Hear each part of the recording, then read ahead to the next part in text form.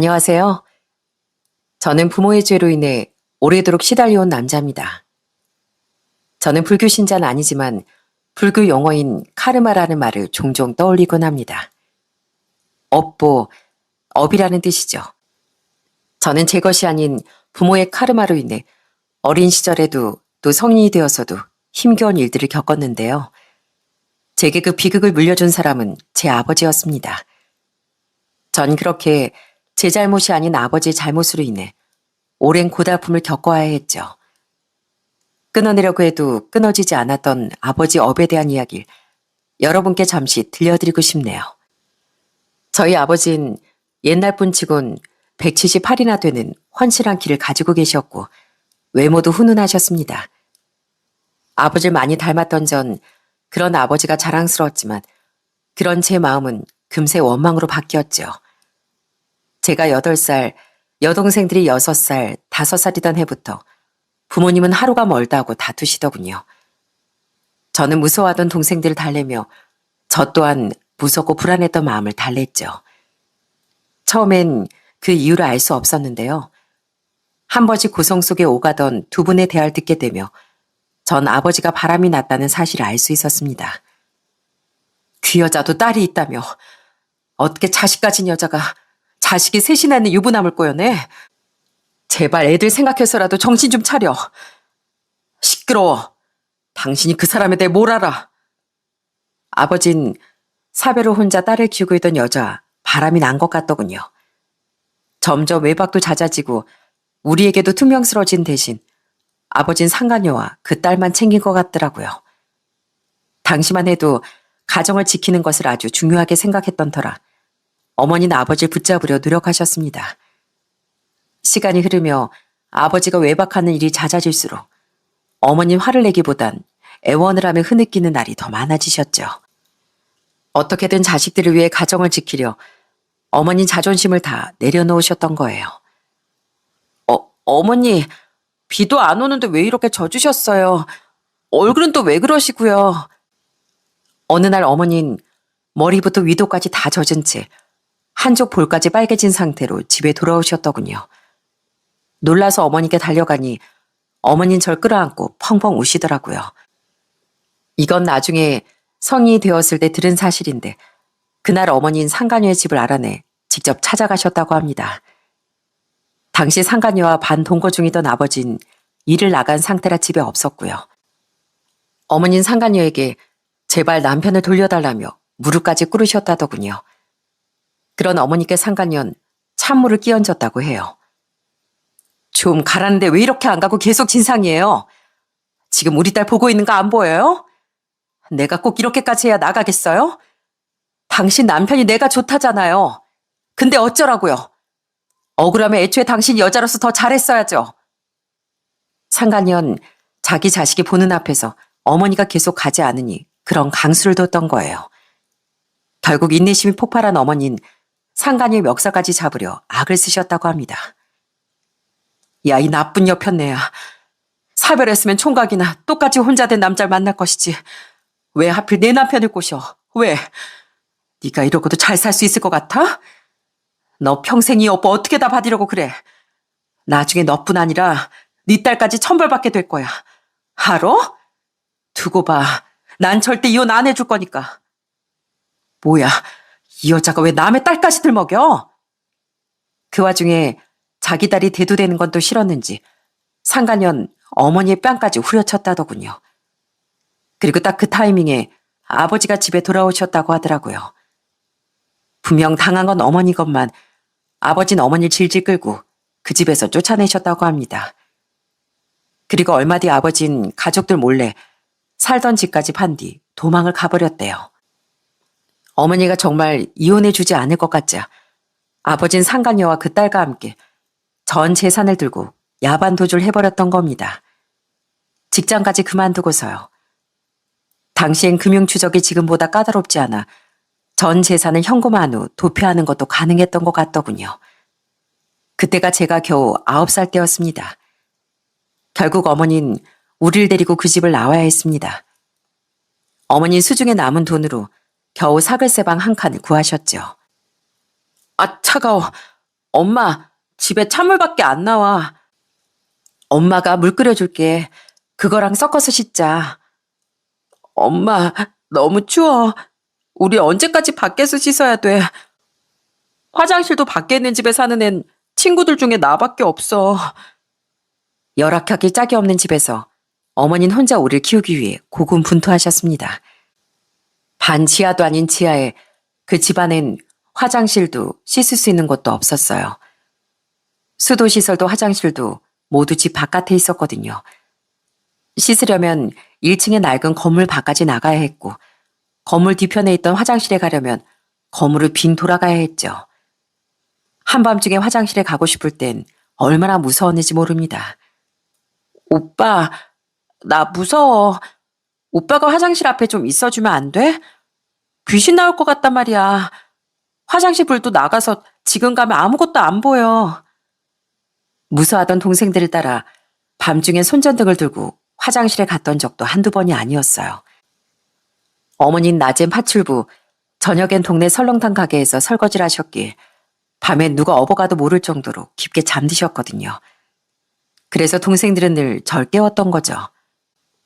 죄송합니다. 어머님 파출부 일을 하는 동안 어떤 대우를 받으셨던 건지 종종 잠꼬대로 사과를 하시더라고요. 게다가 선잠을 주무실 때면 꼭 끙끙 앓으셨고요.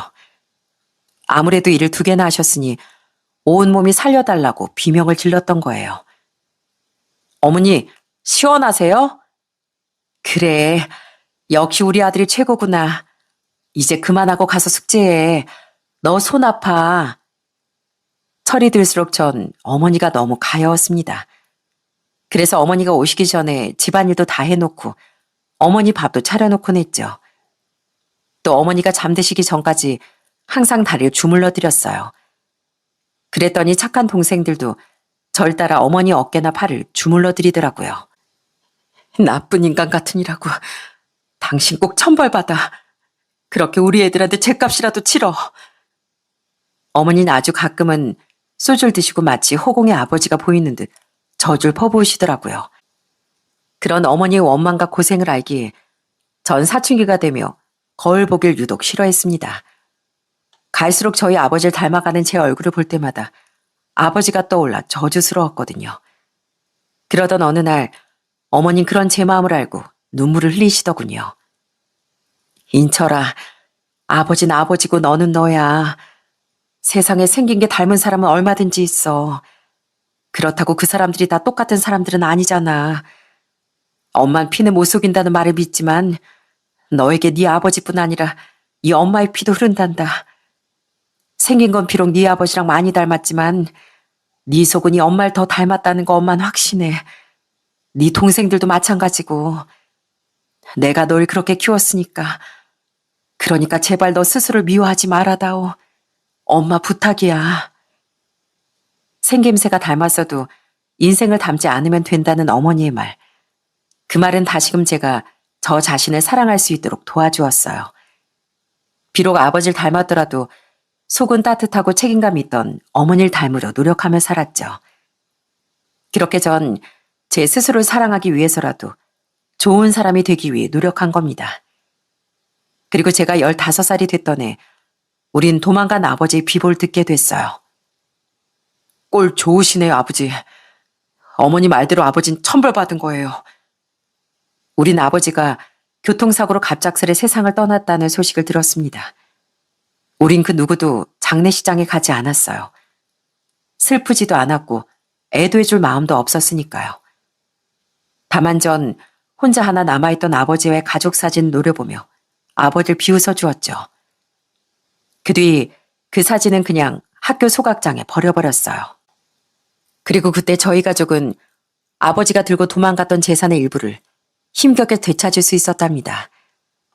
저와 동생들은 법적인 일은 잘 몰랐는데 아직까지 부모님은 법적으로 부부관계였다고 하더라고요. 아버지가 그냥 도망을 가버렸으니 법적인 문제까진 정리되지 않았던 거죠. 그 결과 어머니는 여기저기 발로 뛰며 도움을 받은 덕에 아버지 재산을 돌려받을 수 있으셨던 거예요. 법원에서 그 상간이 얼굴을 봤는데 아주 가관이더구나. 어떻게든 나한테 돈 안 뺏기려고 발악하던데 그래봤자 무슨 소용이었겠니? 재판이 끝나고 전에 맞은 뺨이라도 한 대 돌려주려겠는데 글쎄 언제 갔는지 손살같이 사라졌더라. 어디 그 여편네도 네 아버지처럼 평생 저주받고 살라지. 상간년 끝까지 아버지 재산을 빼앗기지 않기 위해 바라겠지만 결국 법원의 판결 앞에 굴복해야 했습니다. 그렇게 얻게 된 씁쓸하고 허무한 승리로 인해 저희 집 형편은 조금씩 피기 시작했어요. 제가 17살 때 저희 가족은 월세와 전세살이 전전을 마치고 드디어 자가가 생겼습니다. 되찾은 재산 덕에 우린 무려 아파트에 입성할 수 있었죠. 우와, 오빠, 여긴 햇볕도 엄청 잘 들어. 엄마, 우리 진짜 이제 여기 살아요?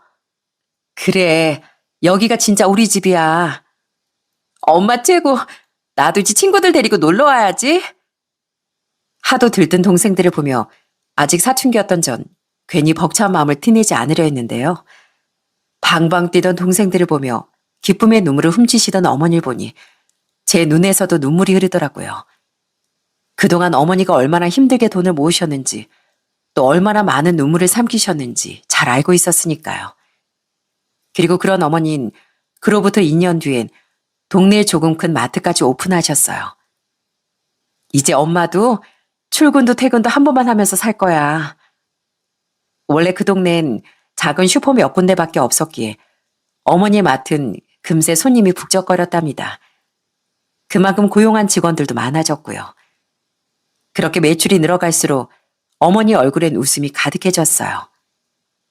얘들아, 이제 엄마가 바라는 건 하나뿐이야. 너희가 번듯한 사회인이 돼서 인생을 잘 사는 거 말이야. 절대 사회나 남에게 해악도 끼치지 않고 아주 바르고 양심적인 사람으로 사는 거. 엄마 마지막 꿈 이뤄줄 수 있지? 엄마 그 꿈을 위해 지금껏 열심히 살아온 거야. 어머니가 억척스럽고 힘겨운 삶을 사신 건 다 자식들 때문이라는 걸 우린 잘 알고 있었어요. 그랬기에 우린 어머니께 자랑스러운 자식이 되기 위해 노력했습니다. 그 결과 우린 적어도 어디서 손가락질은 받지 않는 성인으로 자랐습니다.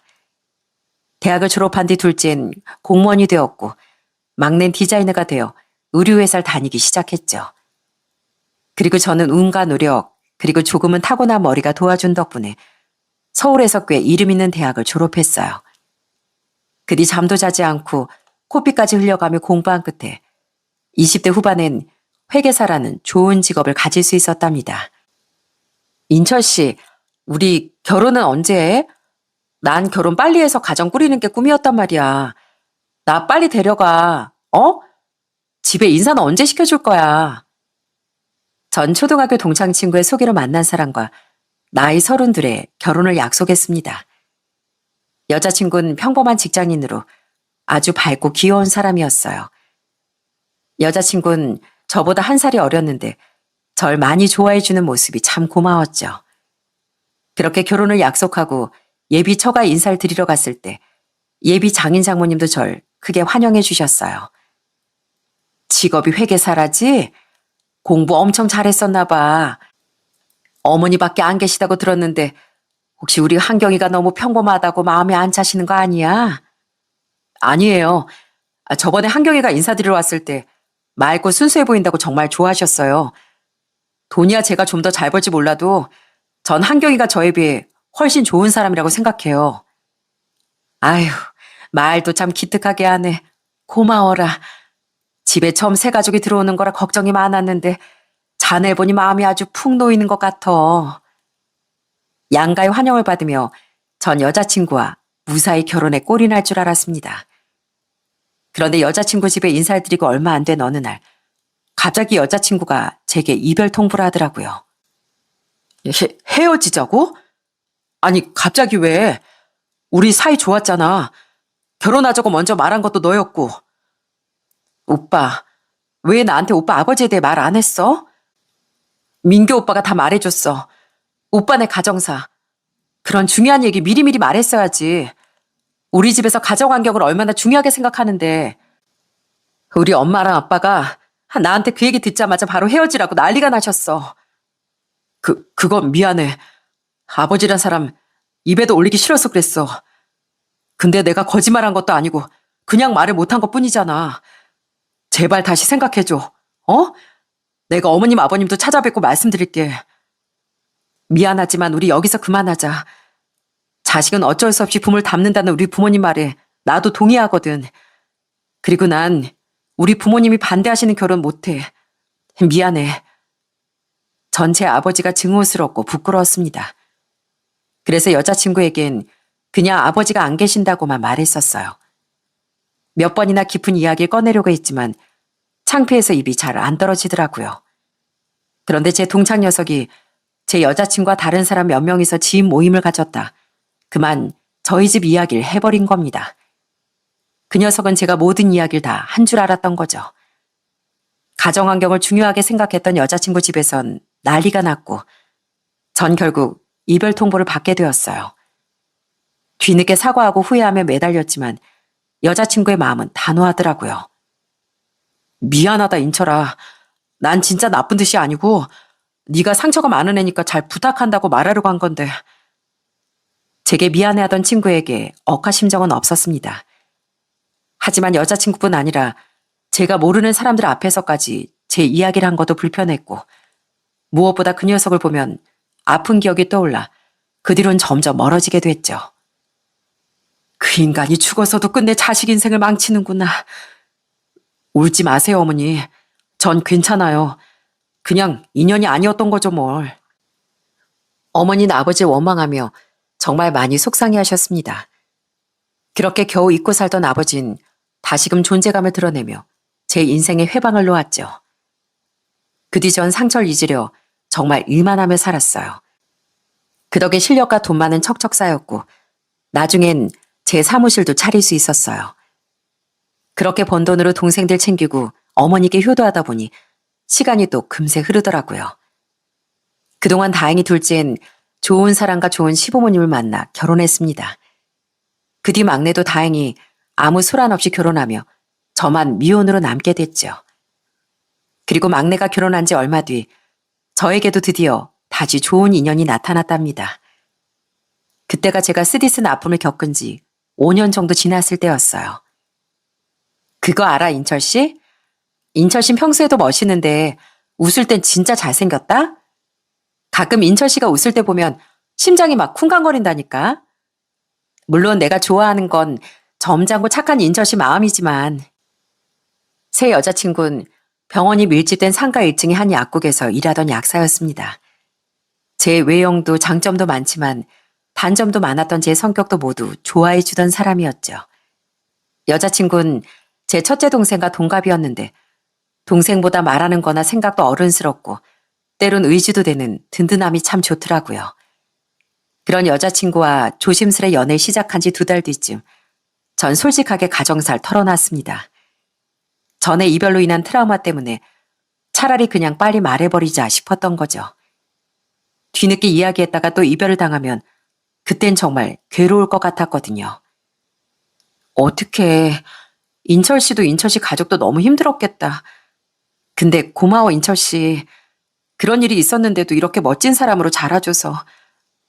왜 자꾸 내가 눈물이 나지? 넌 내가 우리 아버지 닮았을까봐 걱정 안 돼? 우리가 오래 만나진 않았지만 알고 지낸 게 반년이고 사귄 게 2달이잖아. 그렇게 8달 동안 본 인철 씨는 정말 좋은 사람이었어. 난 그런 색안경을 끼기보단 내 사람 보는 눈을 믿어. 무엇보다 인철 씨 어머니가 정말 좋은 분이라며. 그런 원망하던 아버지보단 어머님을 훨씬 많이 닮았겠지. 많이 긴장하며 말했건만 여자친구는 절 따뜻하게 안아주더라고요. 그리고 울먹이며 잘 자라줘 고맙다고 하는데 그 말이 너무 감동적이더군요. 그리고 그때 여자친구는 자신의 가정사도 말해주었어요. 나도 우리 엄마도 절대 그런 편견 같은 거 없으니까 안심해. 그리고 인철 씨랑 경우는 다르지만 나도 아빠가 어릴 때부터 안 계셨어.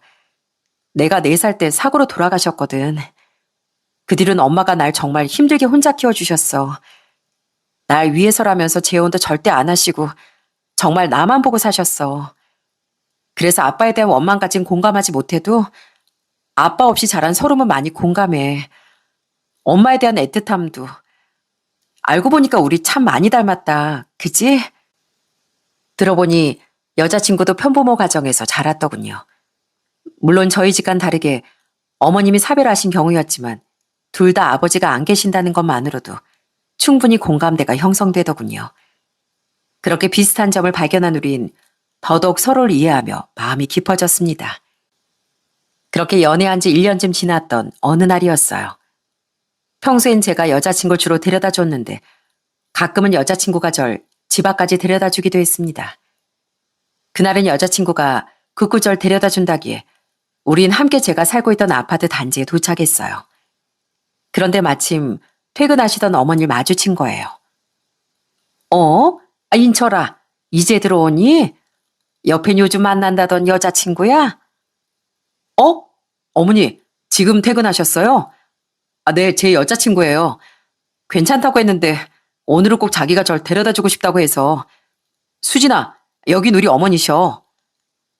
안녕하세요, 어머님. 말씀 많이 들었어요. 듣던 것보다 훨씬 미인이신데요. 인철 씨, 어머니가 이렇게 젊으시다고 왜 말 안 했어? 모르고 뵀으면 인철 씨한테 누나라도 있는 줄 알았겠다. 어머, 누나? 아가씨가 보는 눈이 있네. 반가워요. 다음에 꼭 식사 대접이라도 하고 싶은데 시간 될 때 한번 놀러 와요. 내가 맛있는 거 해줄 테니까. 정말이요? 전 빈말 이런 거 몰라요, 어머님. 그럼 꼭 놀러 갈게요. 아가씨가 성격도 좋아라. 그래요. 우리 인철이 앞으로도 잘 부탁해요. 평소 손님들을 많이 대해서인지 여자친구는 성격도 넉살도 좋았습니다. 어머님 그런 여자친구를 아주 마음에 들어 하셨죠. 어머니 원래도 여자친구에 대한 호감을 가지고 계셨어요. 또 아버지로 인해 제가 힘들어지지 않을까 걱정하시던 어머니를 안심시키려 여자친구에게 가정살 털어놓은 이야기도 했었거든요. 그렇게 좋게 생각하던 차에 실제로 보니 성격도 좋아 보인다며 어머니가 아주 기뻐하시더라고요. 어머님, 거기 앉아보세요. 여기 말고 살짝 옆에 보면서요. 네, 딱 좋아요. 자, 그럼 찍습니다. 아유, 다 늙어서 사진이 예쁘게 나와야 얼마나 예쁘게 나온다고. 어머나, 진짜 예쁘게 나왔네. 주름도 별로 없어 보이고 좀 날씬도 해 보이고. 뭐야, 역시 젊은 아가씨가 사진 찍는 기술은 다른가 봐. 에이, 그런 거 아니에요. 그냥 카메라 말고 보정되는 카메라 어플 받아서 찍으면 저도 완전 연예인처럼 보인다니까요. 제가 휴대폰에 설치해 드릴게요. 어머님, 이거 빨리 프로필 사진으로 바꾸세요. 아마 제발 만나달라고 애원하는 남성분들이 줄을 설걸요? 내가 수진이 니 덕에 이 나이에 재혼도 해보겠구나. 얼마 뒤 어머니 초대로 인해 여자친구는 저희 집에 정말 놀러 왔어요. 그때 정말 깜짝 놀랐습니다. 여자친구는 제 동생들보다도 더 저희 어머니와 소위 말하는 티키타카가 잘 되더라고요. 그 뒤 여자친구는 어머니와 친해지고 싶다며 저희 집에 종종 놀러와 어머니와 시간을 보내더라고요. 어머니는 여자친구와 사진도 많이 찍고 화장품이나 드라마 이야기도 하며 정말 즐거운 시간을 보내셨어요. 네 동생들 다 시집 보내고 영 재미없는 너랑 둘이 지내느라 좀 삭막했는데 수진이가 다녀가면 내 기분이 아주 좋아져. 전에게는 비교도 안 될 정도로 애가 착하고 성격도 좋아. 제가 그렇게 재미없었어요?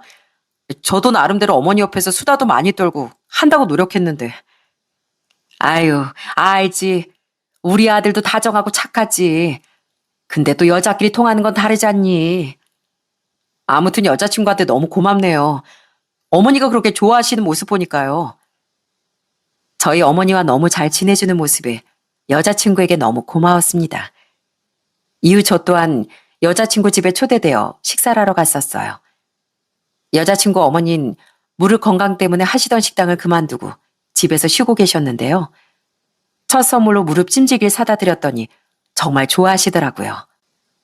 선물이 비싸서가 아니라 이걸 사오기까지 얼마나 고민을 많이 했을까 싶어서 자네한테 고마운 거야. 역시 센스가 있는 사람이 머리도 좋다더니 직업도 회계사라며? 애지중지 키운 우리 딸 아무한테나 보내기 아까웠는데 자네 같은 사람이면 나도 바로 내일이라도 혼주 한복 입을 수 있네. 그날 기분이 좋으셨는지 여자친구 어머니는 제게 술도 권하셨는데요. 조금 취하신 여자친구 어머니는 여자친구에게 들었다며 제 가정사를 언급하시더라고요. 우리 수진이한테 자네 이야기 듣고 가슴이 얼마나 아팠는지 모르네. 자네 모친께서도 자네랑 동생들도 그래 얼마나 상처가 컸겠나. 나도 자식 둔 엄마로서 자네 아버지가 참 너무한 사람이라고 생각이 드네. 그래도 이렇게 잘 자라준 자네 보면 모친께서 정말 자랑스러워 하시겠네. 부모가 어떤 사람인지 그게 뭐 그렇게 중요하겠나. 어차피 태어나기만 한 핏줄로 태어났지. 사람은 개개인이 다 다른 법인데. 앞으로 우리 수진이랑 꼭 행복하게 살게. 알았지?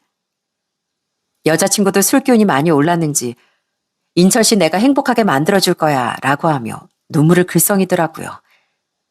여자친구가 평소에 술을 잘 먹지 않아 취한 모습은 처음 봤는데 취한 모습이 모녀가 똑 닮았더라고요. 원래 취한 사람을 별로 좋아하진 않지만 절 생각해주는 두 사람의 마음이 참 고마웠죠. 그렇게 양가 어머니들과도 교류하며 연애하다 우린 연애 2년 만에 드디어 결혼을 약속했답니다. 양가 어머니는 서로 약사 며느리 본다, 회계사 사위 본다 하며 좋아하셨죠. 우리의 직업이 좋아서라기보단 두 분은 그만큼 예비 며느리와 예비 사위를 예쁘게 보셨던 거예요. 여자친구와 전 정장을 입고 정식으로 양가 어머니께 결혼 인사를 다시 드렸는데요. 어머닌 그런 우리를 물끄러미보다 눈물을 지으시더군요. 미안하다. 좋은 날 주책이구나. 그냥 예전에 네 아버지 때문에 사글세빵으로 쫓겨나고 고생하던 때가 생각나서 그래. 그렇게 힘들었던 때가 엊그제 같은데 언제 네가 이렇게 장성했나 싶어서. 유독 맞이였던 네가 날 따라 마음고생을 많이 했다 보니 네 동생들 시집갈 때보다 감회가 더 새롭구나. 수진아, 우리 착한 인철이 정말 잘 부탁한다. 난 너한테 아무것도 안 시키고 아무것도 안 바랄 거야. 그저 우리 인철이한테만 잘해주면 내가 평생 너 귀한 상전처럼 모시고 살 거다. 어머니 새삼 아픈 과거의 기억이 떠오르셨던 거예요. 그날 전 어머니를 달래드리며 다짐했습니다. 전 절대 아버지와 같은 사람이 되지 않겠다고요. 제 인생에 더는 아버지의 작은 흔적조차 모습을 드러내지 않도록 살겠다고 다짐했고요. 그렇게 양가에 정식으로 인사를 드린 뒤 상견례 날짜도 한 달 뒤로 잡혔습니다. 그런데 상견례 날짜가 다가오던 어느 날 모든 일을 송두리째 뒤집히고 말았어요. 인철 씨, 퇴근했어? 어머님이랑 연락이 안 돼서 전화했어. 우리 어머니? 오늘 일찍 퇴근하시고 우리 약국 근처에 볼 일이 있으셨대. 그래서 겸사겸사 볼 일 끝나고 커피나 한잔 할 수 있냐고 연락 오셨더라고. 우리 며느리 보고 싶다면서 말이야. 그래서 나 일 끝나고 아예 같이 식사하자고 말씀드렸거든. 커피도 마시고 식사도 하면 좋잖아. 어머님이 그럼 나 끝날 때까지 기다리신다기에 알겠다고 말씀드렸는데 내가 일 끝나고 전화드렸는데도 연락을 안 받으시네. 나 끝나는 시간에 맞춰서 약국으로 오시겠다니 오시지도 않고 그래서 걱정돼서. 그날 전 여자친구에게 이런 전화를 받았습니다. 그래서 전화를 끊고 어머니께 전화드렸더니 또 제 전화는 받으시더라고요. 그런데 어머니가 여자친구에 대한 이야기를 들으시더니 가라앉은 목소리로 이렇게 말씀하시는 거예요. 내가 다른 볼 일이 있었는데 깜빡해서 급하게 볼일 보러 왔다고 좀 전해주렴. 그래서 전화도 못 받았다고. 그리고 엄마 지금 집이니까 너 다른 데 가지 말고 바로 집으로 좀 와. 엄마가 중요하게 할 말이 있어. 꼭 바로 오거라. 그런 어머니 말씀이 너무 이상하더라고요. 어머님 평소 약속을 정말 잘 지키는 분이셨거든요. 기억력도 좋으셨고요. 그런데 갑자기 다른 볼 일이 생각나셨다고 해놓고 집이라니 뭔가 일이 있다 싶더라고요. 그래서 전 어머니 말씀대로 우선 여자친구에게 전화해 말을 잘 해놓았습니다. 그리고는 집에 가서 어머니의 말씀을 듣고 기절초풍하고 말았죠. 대체 무슨 일이신데 어머니? 표정은 왜 그러세요? 내가 진짜 수진이 걔가 그런 애일 줄은 꿈에도 몰랐다. 내가 좀 일찍 걔가 일하는 약국 갔다가 뭘 본 줄 아니? 뭘 보셨는데요? 누가 열고 안 닫고 간 건지 약국문이 열려있길래 문 앞까지 갔다가 글쎄 기절하는 줄 알았다. 걔가 웬 여자랑 대화를 나누고 있었는데 그 광경이 정말 상상 초월이었어. 어머닌 여자친구가 일하던 약국 앞까지 갔다가 누군가를 보셨다더군요. 그 침착하던 분이 하도 숨이 넘어갈 듯 흥분해서 말씀하시기에 덩달아 저도 긴장되더라고요. 그리고 어머니가 봤다던 여자의 정체를 들은 전 거의 까무라칠 뻔했습니다. 왜요? 어머니가 아는 사람이었어요? 대체 뭘 보신 건데요? 답답하니까 얼른 말씀 좀 해주세요. 너 놀라지 말어. 예전에 네 아버지랑 바람나서 같이 도망까지 갔던 상간녀 알지? 바로 그 여자였어 글쎄. 네? 아니 정말이에요? 그래. 아무리 시간이 30년가량 지났다고 하지만 내가 그 여시 같은 얼굴을 어떻게 잊겠니? 그리고 그 여자 손등에 엄청 큰 반점이 있거든. 넌 그 여자 실제로 본 적은 없어서 모르겠지만 되게 특이하게 생겼어. 내가 그 점까지 딱 한눈에 알아봤다 그거야. 근데 말이다. 수진이 걔가 그 여자한테 글쎄 엄마라고 부르더라. 약국문이 훤하게 열려 있어서 내가 똑똑히 들었다니까. 뭐라고요? 그럼 수진이네 어머니가 그때 그 여자였단 말씀이세요? 어떻게 그럴 수가 있어요? 믿을 수가 없었어요. 그러니까 여자친구 어머니는 아버지와 함께 저희 가족을 지옥으로 밀어넣었던 바로 그때 그 상간녀였더라고요. 어머니가 평생 치를 떠셨던 그 상간녀의 딸이 바로 제 여자친구였던 겁니다. 어머니는 상간녀를 엄마라고 부르며 대화하던 여자친구를 보고 기겁해 바로 그 자리를 벗어나셨던 거고요. 설마 잘못 보셨겠지라는 마음이 잠시 들었지만 저도 똑똑히 봤습니다. 여자친구 어머니의 손등에 있던 특이하고 커다란 반점을요. 전 어릴 적엔 아버지 상간녀를 본 적이 없었기에 미처 그 사실을 몰랐던 거죠. 어머니는 울분을 토하며 말씀하셨어요. 내가 그 옆에 낸 네가 15살 때도 법원에서 잠깐 봤었다지만 그 여자 딸은 그 여자한테 물세리에 뺨까지 맞은 날에 잠깐 본 게 다였잖니.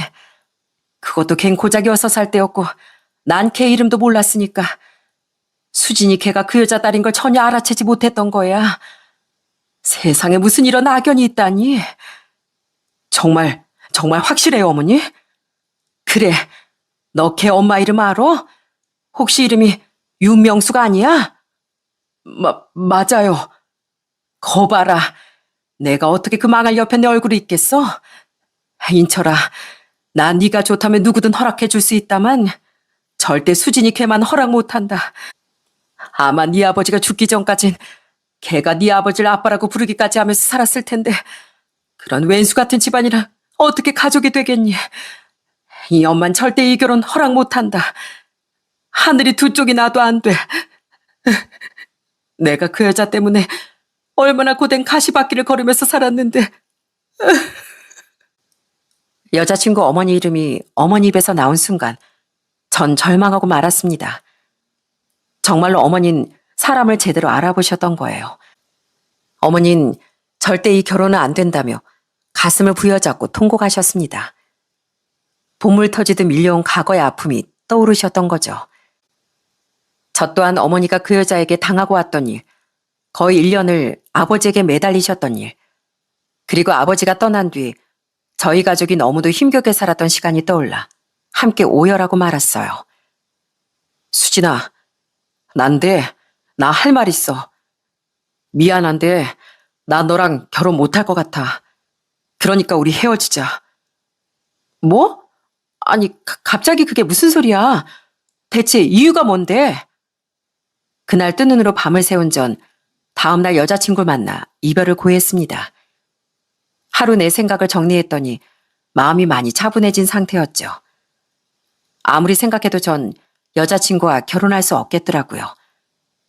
뜬금없는 제 이별 통보에 여자친구는 스스라치게 놀랐습니다. 전 그런 여자친구에게 차가운 목소리로 이유를 말해줬어요. 이유? 말해줄게. 나도 네 엄마가 그런 사람인 줄 미처 몰랐어. 어제 너희 어머니 네가 일하는 약국에 오셨었지? 어떻게 알았어? 지나가다 잠깐 들리셨었어. 근데 그게 왜? 우리 어머니가 그때 약국 앞에 가셔서 그 모습을 보셨대. 그리곤 기절할 뻔하셨대. 왜냐면 너희 어머니가 바로 우리 가정을 망친 장본인이었거든. 우리 아버지랑 바람 피워서 우리 집을 무너뜨린 그 상간녀였다고. 뭐, 뭐? 우리 엄마가? 여자친구는 거의 뒤로 넘어갈 뻔하더군요. 그리고 뭔가 잘못한 거 아니냐며 절 체근하더라고요. 하지만 제가 손등의 점과 여자친구 어머니의 이름을 근거로 말하자 망연자실한 표정이 되었죠. 전 그런 여자친구를 싸늘히 바라보며 말을 이어갔어요. 난 우리 가족에게 지옥을 선물한 너희 어머니 같은 사람이랑 절대 가족이 될 수 없어. 인철 씨랑 어머니 마음은 알겠어. 근데 그건 우리 엄마의 죄지. 내 죄는 아니잖아. 난 인철 씨 없으면 안 돼. 어? 제발 다시 한 번만 생각해줘. 아니, 난 안 되겠어. 솔직히 나도 예전엔 우리 아버지 때문에 이별했던 게 너무 억울했거든? 난 아버지랑 다르다고 생각했으니까. 그런데 이건 경우가 달라. 너희 엄마는 우리 가족에게 직접적으로 해를 입혔고 평생 우리에게 원수로 남았어. 네가 어떤 사람이든 그런 집 딸인 너랑 결혼할 순 없어. 그리고 내가 곰곰이 생각해봤는데 난 너에게도 크게 실망했어. 나한테? 그래. 수진이 너 내가 내 가정사 말하면서 눈물까지 보였을 때 넌 멀쩡한 가정에서 자란 척했지? 그냥 숨긴 게 아니라 구체적으로 거짓말까지 했잖아. 너희 어머니는 사별한 후에 널 생각해서 한 번도 재혼한 적 없다고. 근데 너랑 너희 엄마, 우리 아버지가 돌아가시기 전까지 같이 살지 않았어? 비록 혼인신고 못했겠지만 분명 우리 아버지가 너한테 아버지 노릇하면서 살았다고 난 알고 있어. 근데 그런 내 치부를 들어놓고 넌 멀쩡한 가정에서 자란 척 연기를 했어? 그건 미안해 인철 씨. 근데 엄마랑 새아빠, 아니 인철 씨 아빠가 법적으로 혼인신고한 건 아니었으니까 따지고 보면 재혼한 사이는 아니었던 게 맞잖아. 너무 창피해서 그랬어. 어릴 때야 뭐 모르고 새아빠라고 부르면서 잘 지냈는데 클수록 새아빠네 본처가 그러니까 어머님이 우리 엄마한테 찾아와서 무릎까지 꿇고 빌었던 게 잊혀지질 않더라고. 근데 그게 어머님이었을 줄은. 아무리 그렇게 말해도 난 너한테 실망했고 설사 그렇지 않았더라도 어차피 난 너랑 결혼 못해. 그러니까 여기서 정리하자. 이만 갈게. 인철 씨! 가슴이 아팠지만 전 절 애타게 부르던 여자친구를 뒤로한 채 집으로 돌아왔습니다. 바로 어제까지 사이가 좋았던 사람이었으니 물론 저도 가슴이 찢어질 것 같더라고요. 하지만 아닌 건 아닌 일이었죠. 그런데 다음날 여자친구 어머니가 제게 전화를 걸었더군요. 그러더니 한 번만 만나 대화하자고 애원하더라고요. 전 우선 알겠다고 대답했습니다. 어쨌든 보통 인연은 아니었으니 만나서 확실하게 마무리를 짓고 싶었거든요. 여자친구의 어머니로서가 아니라 저희 집안을 무너뜨린 상간녀로서 만나 원망을 퍼붓고도 싶었고요. 그리고는 어머니께 그 만남에 대한 약속을 말씀드렸더니 어머니가 이러시더라고요. 엄마도 가마. 언제 어디서 만나기로 했는지 나도 좀 알려다오. 그렇게 전 약속 장소에 어머니와 함께 나가게 됐는데요. 약속한 카페엔 여자친구와 그 어머니가 함께 나와 있더군요. 그리고 여자친구의 어머니 또한 저희 어머니를 한눈에 알아봤는지 우리를 보자마자 입을 틀어막더라고요.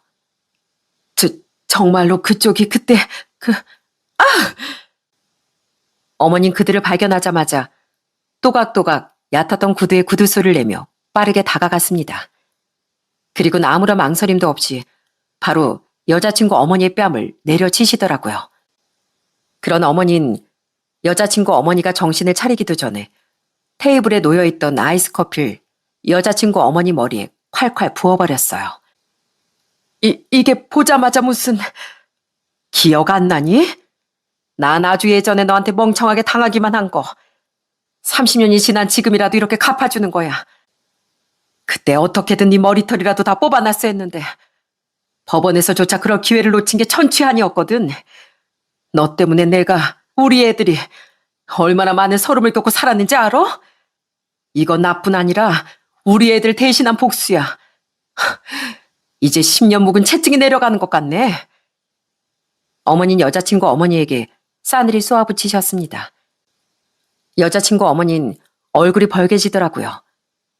그러더니 자신이 조금 전 저희 어머니를 알아보니를 그새 까먹었는지 갑자기 오리발을 내밀려고 하는 거예요. 이봐요. 사람 잘못 본 거 아니에요? 난 오늘 그 말하고 싶어서 여기 나온 거예요. 난 맹세고 떳떳하지 못한 짓을 하고 산 적이 없어요. 이게 미쳤나? 갑자기 뭔 헛소리야? 이름이 윤명숙에 손등에 그런 점이 있는 여자가 또 있다고? 당신이랑 생김새까지 쏙 빼닮은? 거짓말도 어느 정도 것이어야지. 저희 어머니도 귀가 찼는지 헛웃음을 지으시더라고요. 그러자 말문이 막힌 여자친구 어머니는 이번엔 방법을 바꿔 어머니에게 애원을 하더라고요. 그래요. 내가 생각해도 이건 좀 억지인 것 같았어요. 저기 인철이 어머님, 예전에 내가 너무 철이 없었습니다. 남편 잃고 너무 외롭고 힘들어서 내가 잠깐 눈이 멀었었어요. 나도 나중엔 정말 두고두고 죄책감 느끼면서 살았다고요. 그렇다고 네가 지은 죄가 없어질 줄 알아? 물론 그렇겠죠. 근데 인철이 어머님, 부모의 죄는 부모 죄일 뿐이지 그게 자식에게까지 이어져서야 되겠습니까? 우리 수진이 정말 아무 잘못 없어요. 우리 딸 제가 정말 애지중지 내 뼈와 살 다 깎아가면서 키웠습니다. 어떻게 그런 딸 인생이 나 때문에 망가지는 걸 보고만 있겠어요? 한 번만 용서해 주시면 내가 평생 인철이 백년손님 대접하며 살겠습니다. 그러니 제발 한 번만 우리 수진이 좀 봐주세요. 예? 물론 네 딸한텐 잘못이 없을 수도 있겠지. 근데 우리 아들은 더더욱 아무 죄도 없었어. 근데 내 남편이랑 네가 저지른 더러운 짓거리 때문에 우리 아들은 평생 상처받고 살았어. 한 번 파혼까지 당하면서. 그러니까 이제 네 딸 차례야. 어머님, 제가 정말 잘할게요. 전 정말 저희 엄마 같은 짓 안 할 거예요. 어머님 그런 여자친구 어머니 애원에 꿈쩍도 하지 않으셨어요. 그러자 다급해진 여자친구가 흐느끼며 함께 애원하더라고요. 하지만 어머니는 그런 여자친구에게도 차갑게 말씀하셨죠. 미안하지만 피는 못 속인다고? 난 너도 똑같은 애일 거라고 생각한다. 물론 우리 아들이 자기 아버지를 안 닮은 것처럼 너도 그럴 순 있겠지. 하지만 다른 집 딸이면 얼마든지 품어줄 수 있어도 너만은 안 돼. 난 너한테만은 평생 색안경을 낄 수밖에 없고 너도 네 엄마도 용서할 수가 없다. 그러니까 이만 우리 아들한테 미련 버려. 인철아, 너도 정말 네 엄마랑 생각이 같니? 너 우리 수진이 정말 좋아했잖아. 우리 수진이만큼은 얼마나 괜찮은 앤지 네가 잘 알잖아. 그런 어머니 말에 여자친구는 좌절한 듯 엉엉 울기만 하더라고요. 그런 여자친구 대신 여자친구 어머니가 제게 매달렸죠. 하지만 전 그 두 사람의 눈물이 약해질 생각이 전혀 없었습니다. 전 한 번쯤은 아버지 상간녀를 만나 하고 싶던 원망을 퍼부었어요. 네, 그런 줄 알았죠. 하지만 이번에 자기 집안 이야기는 쏙 빼놓고 제 과거를 이해해주는 속 넓은 여자인 척한 걸 알고 많이 실망했어요. 무엇보다 어머님, 아니 아줌마, 전 아줌마 딸인데다 잠시나마 사람 같지도 않은 내 아버지의 자식으로 살았던 수진이하고는 절대 결혼 못합니다. 가증스럽네요. 자기가 더러운 상간녀였으면서 전에 제 앞에서 저희 아버지에 대해 비난했던 일이요. 그건 한 가정을 박살내버렸으면서 그렇게 자기만 떳떳한 적 사니까 좋던가요? 난 평생 얼굴 한번 본 적 없는 당신이 불행하게 살길 바랬습니다. 우리 가족 눈에서 피눈물이 흐른 만큼이나요. 예전에 우리 어머니가 그러셨다죠? 당신뿐 아니라 당신 딸도 언젠간 천벌받을 거라고요. 내가 내 아버지 업보로 인해 힘든 시절을 보내고 한 번 파혼까지 당했던 만큼 이젠 당신들 차례입니다. 당신이 그렇게 아끼는 딸의 인생을 망친 건 결국 당신의 죄라는 사실을 평생 가슴에 새기고 사세요. 저와 어머닌 그렇게 두 사람에게 일말의 여지도 주지 않은 채 자리를 떠났습니다. 그 와중에 어머니는 카페 사장님께 사죄드리며 현금으로 청소비를 드리는 일도 잊지 않으셨죠. 그 뒤 여자친구는 끝까지 절 포기하지 못하고 매달리더라고요. 하지만 전 괴로움을 누른 채 끝끝내 마음을 돌리지 않았어요. 그런데 어머니의 성견 지명이 맞았던 건지 이별 후 여자친구는 제가 미처 알지 못했던 충격적인 모습을 보이더라고요. 야, 네가 나 버리고 얼마나 잘 살 수 있을 것 같아? 내가 너 절대 가만 안 놔둘 거야. 너 몰랐지? 나 소시 쪽에 엄청 놀았어. 내가 아는 뒷세계 오빠들이 얼마나 많은 줄 알아? 이게 내가 좀 얌전하게 굴어줬더니 날 물러봐? 너 두고 봐. 내가 못 가질 바엔 다 망가뜨려 버릴 거야. 전 여자친구는 밤마다 술에 취해 제게 전화를 걸어 매달리더라고요. 처음엔 약한 마음에 전화를 받아줬지만 그것도 한두 번이지. 전 번호를 아예 차단해버렸는데요. 그랬더니 약국엔 출근도 안 한 건지 대낮부터 술을 먹고 사무실 앞까지 찾아와 아주 진상을 부리더라고요. 그러다 한 번은 사무실 복도 쪽으로 나 있던 작은 창문까지 돌을 던져 깨버렸죠. 와, 진짜 어머니 덕에 엄청난 여자 거르셨네요. 사무실 직원들은 그런 전 여자친구의 만행에 혀를 내둘렀습니다. 결국 그 일로 전 여자친구를 고소했고 한바탕 진흙탕 싸움까지 벌여야 했습니다. 그 과정에서 알고 봤더니 전 여자친구는 아침까지 술을 퍼마시고 무단결근을 일삼다 약국에서 잘리기까지 했다고 하더라고요. 그 여자가 정말 과거에 놀기도 놀았고 아는 뒷세계 오빠들까지 많은진 모르겠습니다. 그래도 다행인 건 그 진흙탕 싸움 이후엔 더 이상 그 여자가 절 귀찮게 굴지 않았다는 거죠. 어찌 보면 그런 괴팍한 모습이 그 여자의 본 모습인 것 같은데 결국 어머니의 원한이 제 인생을 구해주신 거나 다름없다고 생각했어요. 그 이후 지금은 1년이 지났는데 두 모녀의 근황은 잘 모르겠습니다. 그래도 약사라는 좋은 직업을 가졌으니 다른 약국에 취직해서 평범하게 살고 있을 거라고 생각해요. 하지만 그 여자 또한 저처럼 평생 부모 업보에서 100% 자유롭게 살진 못할 거라고 생각합니다. 제가 겪어보니 카르마라는 것이 정말 끈질기고 무서웠거든요. 이렇게 끝까지 제 인생에 엄청난 사건을 몰고 왔던 걸 보면 말이죠. 다행히 지금 전 아픔을 잘 이겨내고 어머니와 둘이 잘 살고 있습니다. 동생들은 뒤늦게 모든 이야기를 듣고 경악했는데 그땐 오히려 이런 생각이 들더라고요. 제 동생들 대신 제가 아버지의 업보를 이어받고 있는 것 같아 차라리 다행이라고요. 어머님 그런 절 많이 안타깝게 생각하시는데요. 그래도 제가 더 선하고 당당하게 살아가다 보면 하늘도 저를 좀 곱게 봐주는 날이 오지 않을까 하는 마음으로 전 어머니와 함께 인생을 더 씩씩하게 살아가려고 합니다. 여러분, 부모의 죄는 자식의 죄가 아니라고 하지만 제가 살아보니까 그건 사람의 뜻대로 되는 일이 아니더라고요. 이렇게 업보란 아주 질기고 무서운 거더군요. 그러니 자식을 둔 사람들은 모두 꼭 업보와 천벌을 두려워하며 살았으면 좋겠습니다. 자신의 죄는 결국 자식에게까지 대물림 된다는 사실을 꼭 모든 사람들이 잊지 않길 바랍니다.